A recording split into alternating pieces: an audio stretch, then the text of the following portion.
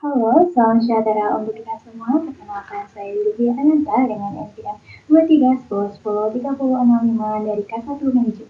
Pada kesempatan kali ini, saya akan memaparkan analisis keuangan PT Trimuda Nuansa Citra Tbk untuk memenuhi tugas proyek Planning Manajemen Keuangan 2. Pembahasan kita kali ini nanti akan membahas tentang pendahuluan, kajian kinerja dan fundamental, struktur modal, kebijakan dividen, dan juga kesimpulan dan saran dari keseluruhannya. Oke, untuk pertama kita akan bahas pendahuluan. PT Trimuda Nuansa Citra Tbk ini didirikan pada 4 Mei 1995 dan dikenal dengan nama dagang Garuda Express Delivery. Bidang usahanya meliputi jasa logistik dan pengadaan SDM secara terpadu. Perusahaan ini memiliki visi untuk menjadi pemain logistik kelas internasional dan misinya difokuskan pada pemanfaatan teknologi terkini, kemitraan strategis, serta pengembangan SDM berkualitas. Kemudian kita juga lihat struktur kepemilikan TNCA pada tahun 2023. Ini kepemilikan sahamnya itu terbagi ke beberapa pihak utama, di mana yang pertama itu ada PT Akulaku Silver Indonesia memegang sekitar 31,6%, Holy Head is Limited sebesar 27,5%, dan Public hampir 36%. Nah, sisanya dimiliki oleh PT Asuransi Intra Asia. Struktur ini menandakan keterbukaan perusahaan terhadap partisipasi investor publik. Oke, selanjutnya kita akan lihat performa dari kinerja PT TNCA. Di sini kita pertama ada kinerja operasional. Dari sisi operasional, kita melihat bahwa modal kerja operasional meningkat sebesar 11,24%. Itu dari persentase NOWC. Namun, laba operasional justru menurun sebesar 17,4%. Hal ini menunjukkan bahwa meskipun perusahaan berinvestasi pada aset operasional, efisiensinya menurun. Kemudian kita lihat melalui konteks add value. Di sini EVA masih positif, namun menurun. Dan NVA juga berada di zona negatif. Ini mengindikasikan bahwa perusahaan masih menciptakan nilai, tapi persepsi pasar terhadap masa depan TNCA sendiri itu masih rendah. Kemudian kita juga lihat dari karakteristik fundamental.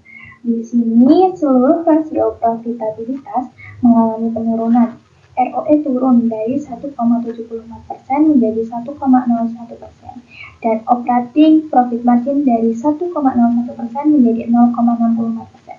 Penurunan juga terjadi pada perputaran persediaan dan piutang, menunjukkan adanya inefisiensi operasional serta potensi masalah arus kas yang perlu ditangani oleh manajemen. Selain dari profitabilitas, kita juga bisa melihat dari likuiditas dan juga nilai pasar. Di sini rasio likuiditas seperti current ratio, quick ratio, dan cash ratio semuanya mengalami peningkatan. Hal ini menunjukkan kestabilan jangka pendek. Namun, kita lihat rasio price to book tetap di bawah 1 dan market to book tetap tidak beranjak. Hal ini mencerminkan bahwa pasar belum sepenuhnya menghargai dari nilai real perusahaan. Kemudian analisis selanjutnya itu kita lihat dari struktur modal yang digunakan oleh TNCA. Di sini struktur modal TNCA tergolong sangat konservatif, dengan lebih dari 96% berasal dari ekuitas dan hanya sedikit utang jangka panjang. Ini menunjukkan kecenderungan perusahaan untuk menghindari risiko pendanaan eksternal. Dan juga hal ini tuh sejalan dengan teori pecking order yang menempatkan laba ditahan sebagai sumber pembiayaan utama. Nah, kebijakan dividen pada perusahaan ini itu tidak dibagikan pada tahun 2023 karena laba bersih yang masih terbatas dan adanya defisit akumulasi sebesar 5,5 miliar. Meskipun kas meningkat, tingginya utang jangka pendek mendorong perusahaan untuk memperkuat struktur modal terlebih dahulu. Dan juga menurut signaling teori, kebijakan ini bisa menjadi sinyal positif asalkan dikomunikasikan secara transparan sebagai bagian dari strategi pertumbuhan. Nah, ini yang terakhir kita telah menganalisis kinerja dari TNCA, terus kita juga udah tahu struktur modalnya seperti apa, kebijakan dividen yang diterapkan seperti apa. Kita dapat menyimpulkan secara umum TNCA itu perlu memperbaiki efisiensi operasional, meningkatkan komunikasi ke investor, dan juga mempertimbangkan penggunaan utang secara proporsional. Jika kondisi membaik, pembagian dividen dalam jumlah kecil bisa dipertimbangkan sebagai bentuk apresiasi terhadap investor. Demikian presentasi saya mengenai analisis keuangan PT Trimuda Nuansa Citra Tbk.